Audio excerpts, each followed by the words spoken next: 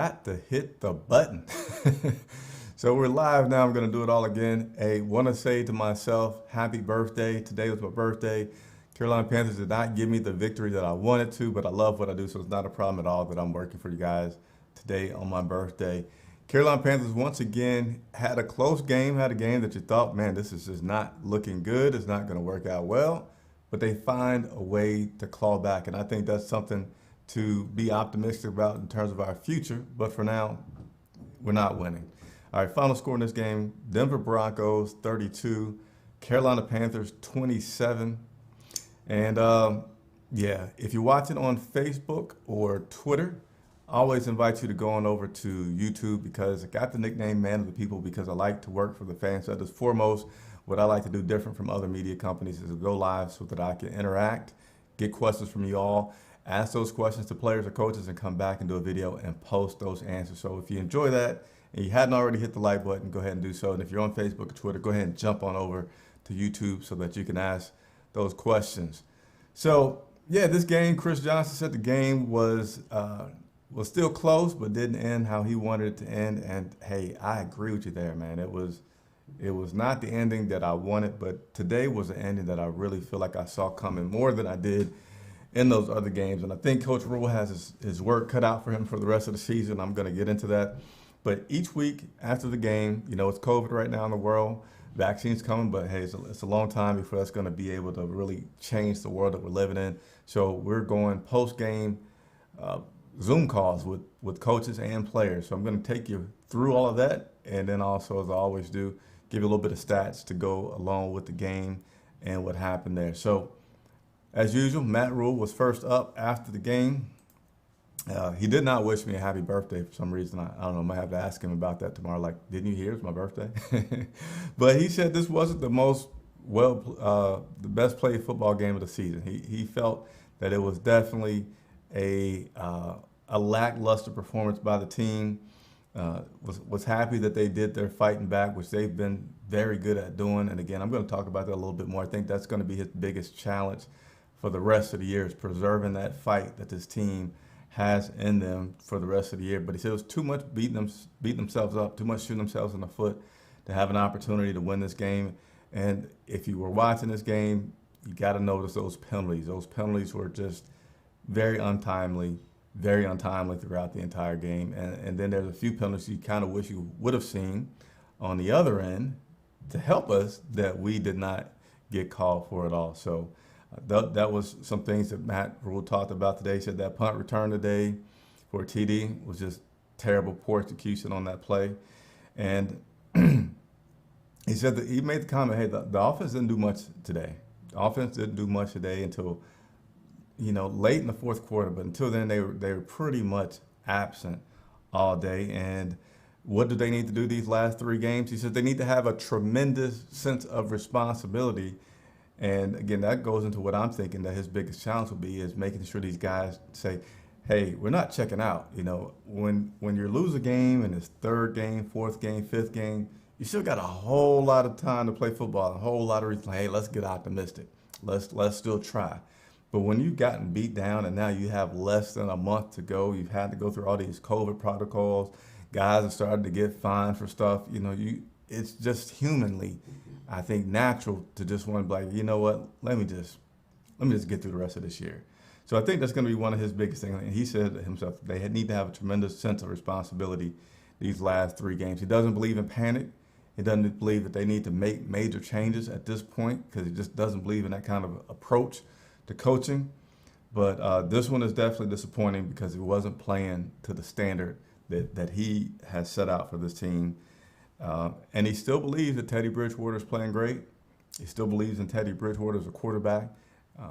Didn't like some of the things that he did today. He was clear about that. Didn't like every decision that Teddy made today, but also feels like guys have to put themselves in a position to succeed, to run routes properly, and not all that happens. So he doesn't like to put it all on one person. And sorry, I got distracted by some comments. Hey, keep the comments coming. Just because I haven't came to them yet doesn't mean I don't see them. I do want those comments to keep coming. and then I'm going to pick a point in the show to go and address some of those comments. But he said big plays. Big plays were a big problem today, and I can't agree more about those big plays being a problem. Got a chance to talk with Teddy Bridgewater after the game, and Teddy said the fourth down play in which he threw to Curtis Samuel, to me, he sounded like a guy that was like, yeah, that just didn't go well. I wish things could have went better. So he went really far into trying to put us in his head about what he saw. And to me, what he's saying that he saw was his preferred targets were well played, well covered by the defense. And he was just going through his progressions. And then suddenly you have Curtis Samuel pop into vision as an open receiver, as someone available he can throw to. And the defense was stunned. They were coming, didn't want to take a sack. I feel like he was saying like he had gotten chewed. And this is just me guessing. I don't have like concrete proof of this. I'm just telling you what I felt from his disposition when he was talking. It just seems like he might have gotten fussed at about, hey, Teddy, get rid of the daggone ball. And he just knew that he, by all means, couldn't take a sack, if anything. And Curtis Samuel was the best target that he had to go to and throw the ball. Now, one thing, again, why I wish I could get back into the locker room, these guys, not that they weren't well coached, well versed in talking with the media last year, but you can tell they're not going to give up much personal information and critique of the coach, and everybody goes to take blame for themselves. And I say that because Curtis Samuel had the opportunity to speak with us today and was asked, hey, were you the first option? Do you think basically that Teddy should have thrown you the ball? He's like, my job is to get open, and when I get open, make a play. So he's like, I just take as much responsibility in that as anybody else, because that's my job, is to get open and then make a play after I get open. And I didn't make a play.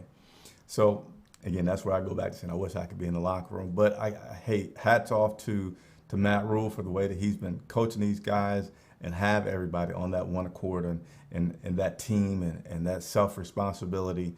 And I think if there's a guy that could have his team still play strong this late in the season with these many close losses, I'd go ahead and bet on Coach Matt Rule. Further with Teddy Bridgewater, 2-minute warning. The play that they ran before the 2-minute warning, he said that's on him. That's on him. He should have done something different. He at the time was thinking that they could go ahead and quickly run that play, quickly get the guy going out of bounds, and it wasn't there. Shouldn't have done it. Should have let the clock go to the 2-minute warning, and he didn't. So that wasn't on Coach Rule. Coach Rule said he would have liked to seen something different. But, Coach Rule, being a great guy, he still says as a head coach, I go to take responsibility for that. So that's Teddy Bridgewater, a little bit of Dante Jackson. Jeremy Chin was available for us as well. Jeremy stating that he agrees with Coach Matt Rule about the players just really not executing well, not playing their schemes, not playing their assignments, the way that they have been called. Coach Rule said the Rasul Douglas play, the last one, where it seemed like he got beat, they were supposed to be in cover 3. He was supposed to have some help, didn't have it. So I can see that being a problem with some of those plays. I mean, because it was just big plays that these guys were getting. Dante Jackson had a chance to ask him about his injury and how he felt. Said he felt good. Didn't want to go into detail about like how good, am I great, am I 90%, 80%? But he did say that the injury that he had was just a collision and a guy's helmet hit him in the leg in some kind of way, but it was not whatsoever related to the toe injury. All right, so let me go over a few of these comments. What's up, Trill One? Appreciate you joining in. Chris Johnson here. We have been very inconsistent. Michael Jones, what's going on? Kevin McFarland said, we played okay, just a lot of flags. That fumble recovery was great. Yeah, that fumble recovery and the run by F.A. Bala was pretty darn good. I just wish I hadn't had a chance to watch the replay and see the guy that was on the right. But I really, really feel like that guy could have gave F.A. just a little bit of a block to make it, and he would have. I felt like he didn't know what to do too much, but, great to see F.A. Bada get that nice long run and put us in the position we got that touchdown. Teddy is not reading the defense right. He is also not audibling enough. So, yeah, so there's a lot of like hate about Teddy Bridgewater that I saw out there on Twitter, and I'm trying to wrap my head around. I'm not saying that the guy, I wouldn't like to see some things go better. But that's every game. That's like Monday morning quarterback thing, saying everybody should have done something better. And I've seen a lot of comments out there about Teddy's weak arm. I just, if you're watching now, got some comments on that, please let me know specifically what you're not liking about Teddy, because on the surface, I see his completion percentage is good, and I would say, but they're all short passes. We're not throwing much downfield pretty far right now. Why is that? And again, I need to go back and look at some tape and see that. But if you guys are watching, whether it's live or the replay, leave me your comments about that particular thing. Didn't bring my water up here, dag nabbit. Let's go ahead and get into some stats from today's game, all right? Let's go ahead and start with my man Teddy Bridgewater and his stats from today's game. So I don't have a big pause button, but hold on just 1 second. Live TV, so you guys got to see me do something really quick. I need some water, and I'm gonna see if I can get some water.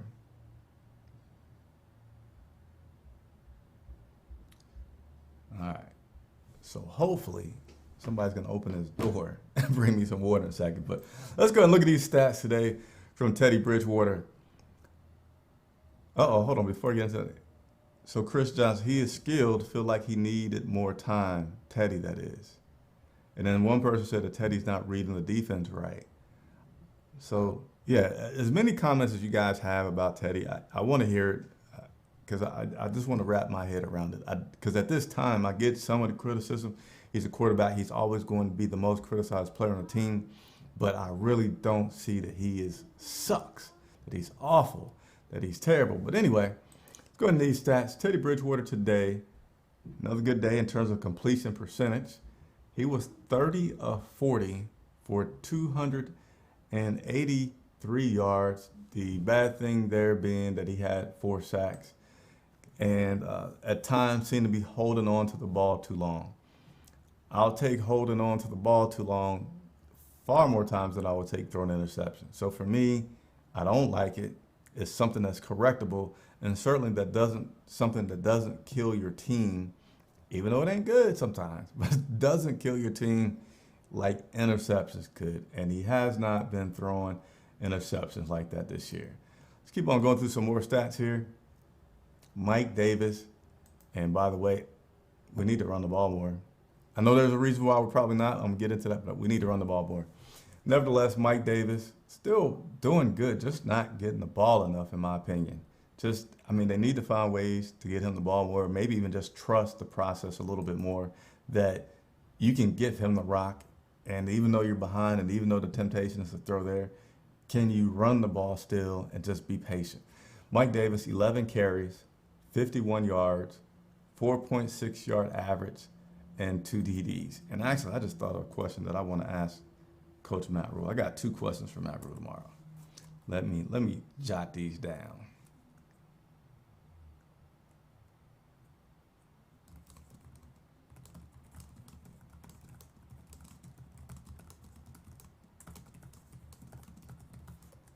All right, let's keep on going here through these stats. More time for what? Teddy is not a rookie. Trill One, if you could give me a little bit more information about your question there. Not sure if you responded to one of the other comments or if you had a question for me. So just wanted to let you guys know that. Let's continue to move through these stats. Next up, we got, man, I don't like how this graphic looks. So let me fix this graphic really quickly because I don't like the way that it looks. We need to look a little, I got to do better for you guys with that, and I do have some better graphics coming, but this season, man, it's been so crazy trying to do all the stuff that I do. But let's get you a better looking graphic up here. There we go, better looking graphic. Robbie Anderson today, So much gets lost when you don't have a good overall game. Uh, our receivers did okay. They did good. Robbie Anderson, 8 receptions, 84 yards, 12 targets. Curtis Samuel continued to be one of he is a top rated wide receiver in terms of completions, targets, and catches. He had 7 receptions, 68 yards, and 9 targets. So pretty solid play by your wide receivers. Nothing glowing at you there to say that we are doing terrible with our wide receivers. Continuing on to work through some of these stats today, let's go take a look on the defensive side.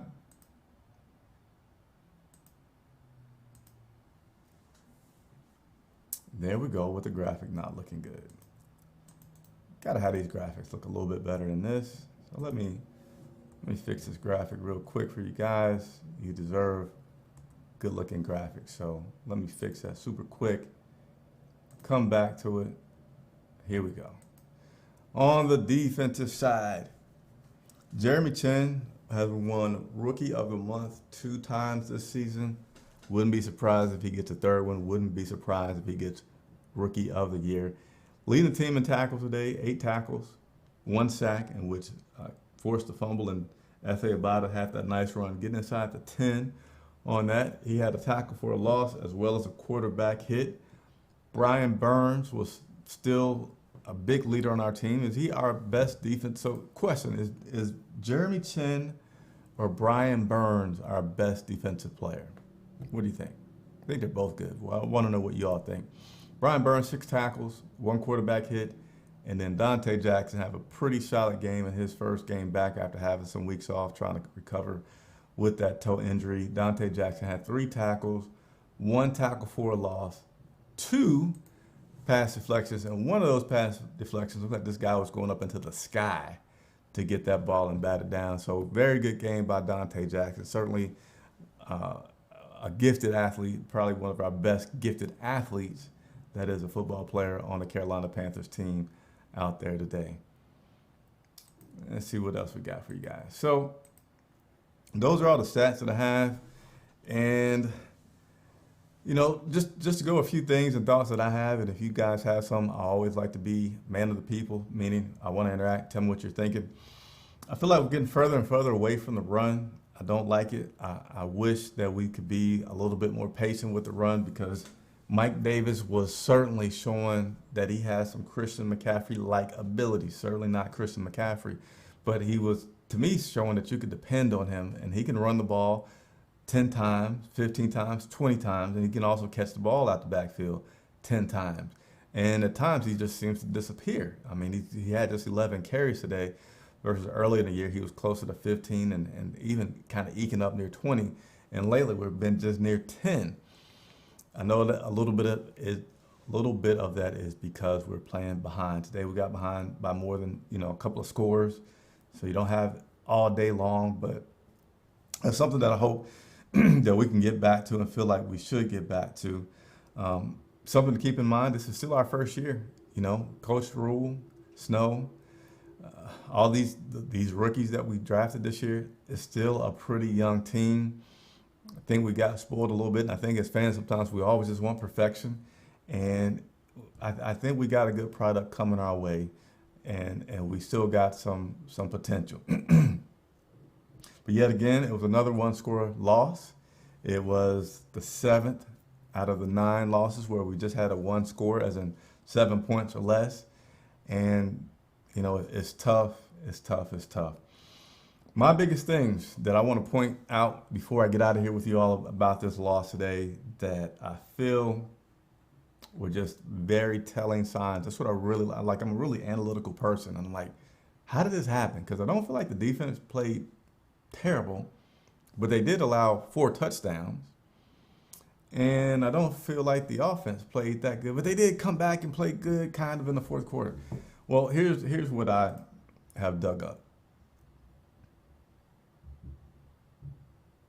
All right, Christopher Kelton talking about some of the players that we need. Okay, leave the comments. About to come back to them. Here's what I have identified that I feel like was the big issue today. Let's take a look. Yards per pass. So yes, Teddy Bridgewater, 30 of 40. Very good.